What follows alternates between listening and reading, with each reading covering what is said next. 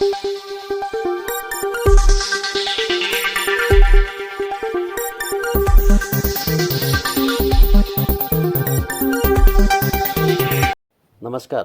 Asian news चॅनलमध्ये आपले स्वागत आहे। जागतिक महिला दिनाचे औचित्य साधून संपूर्ण जगभर वेगवेगळ्या उपक्रमांचे आयोजन केले जाते।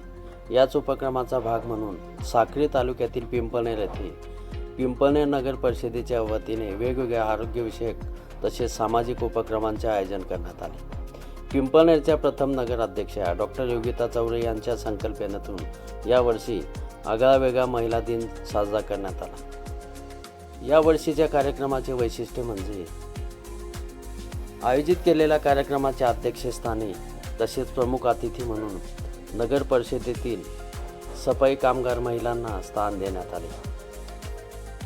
या संदर्भातील सविस्तर वृत्त असे। पिंपळनेर येथील नगर परिषदेच्या वतीने जागतिक महिला दिनाचे औचित्य साधून महिलांसाठी वेगवेगळ्या उपक्रमांचे आयोजन करण्यात आले। महिलांसाठी आरोग्य तपासणी शिबिराचे आयोजन करण्यात आले होते। या शिबिरामध्ये उपस्थित महिलांची आरोग्य तपासणी करण्यात आली। कार्यक्रमाच्या अध्यक्षस्थानी तसेच प्रमुख अतिथी म्हणून सफाई कामगार महिलांनी पद भूषवले।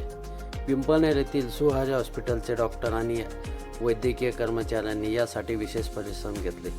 कार्यक्रमादरम्यान नगराध्यक्षा डॉक्टर योगिता चौरे यांच्या हस्ते महिलांना परसबागेसाठी वेलवर्गीय भाजीपाला बियाणे तसेच साहित्याचे मोफत वाटप करण्यात आले। नगर परिषदेच्या वतीने सफाई कामगार महिलांचा साडी चोळी देऊन सन्मान करण्यात आला। या कार्यक्रमासाठी सफाई कर्मचारी महिला अध्यक्षा तसेच प्रमुख अतिथी होत्या। निशाबाई वाघ, शिलाबाई वाघ, मंगला साळुंके, मंगला वाघ, सोनीबाई गोजरे, पल्लवी साळुंके, रचना वाघ, रेश्मा भवरे, जिजाबाई पवार, लीलाबाई सोनवणे आदींसह अन्यही महिलांचा महिला दिनाच्या निमित्ताने सत्कार करण्यात आला। या कार्यक्रमासाठी नगराध्यक्षा डॉक्टर योगिता चौरे, माजी जिल्हा परिषद सदस्या सुधामतीताई गांगुर्डे, नगरसेविका शोभाताई नेरकर, सुवर्णाताई आजगे यांच्यासह परिसरातील शेकडो महिला उपस्थित होत्या। नगराध्यक्षा डॉक्टर योगिता चौरे, प्राध्यापक सविता पगारे, माजी जिल्हा परिषद सदस्या सुधामतीताई गांगुर्डे, ललिता बिरारीस यांनी यावेळी आपले मनोगत व्यक्त केले। या कार्यक्रमाचे प्रास्ताविक ज्योती आयरे यांनी केले तर सूत्रसंचालन वैशाली चव्हाण यांनी केले। एशियन न्यूजसाठी प्रतिनिधी सुभाष जगताप, साक्री तालुका। धन्यवाद। दुर्लक्ष करतोय बऱ्याचदा आपण फळभाज्यांना नाकतोंड मोडतो किंवा आपले मुलंही ऐकत नाही। तर हा जो उपक्रम आहे तो आपण आपल्या मुलांना सोबत घेऊन करायचा आहे, जेणेकरून ते बी लावण्यापासून तर झाडं उगवण्यापर्यंत त्याच्यावर जे फळ येणार आहे ते स्वतः प्रत्यक्ष जेव्हा बघतील तेव्हा त्यांना स्वतःही आनंद होईल आणि ते मुलंही त्यांना उत्सुकता असेल की फळ कसं उगतं, कसं येतं आणि त्याची टेस्ट कशी असेल ते स्वतःहून म्हणतील आणि त्या उपक्रमात स्वतःहून सहभागी होतील। म्हणून हा पूर्ण उपक्रम जो आहे तो पूर्ण कुटुंबासाठी ठेवला आहे, फक्त महिलांसाठी नाही तर पूर्ण कुटुंबासाठी आहे।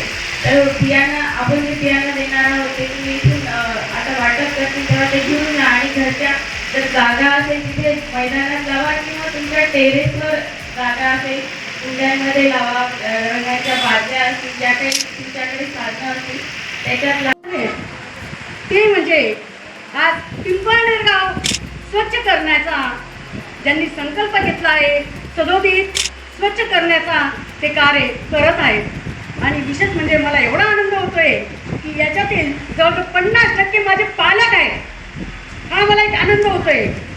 आणि अजून एक अभिमानाची बाब सांगते, नकुल साळुंके हा माझा इयत्ता 3वीतला विद्यार्थी कविता करायचा, बरोबर मॅडम?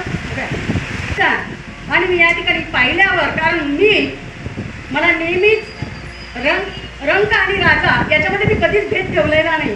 एक विद्यार्थी सर्व विद्यार्थी सारख्या दर्जाचे देवा प्रत्येकाला संधी उपलब्ध करून दिली आणि हे आलेला।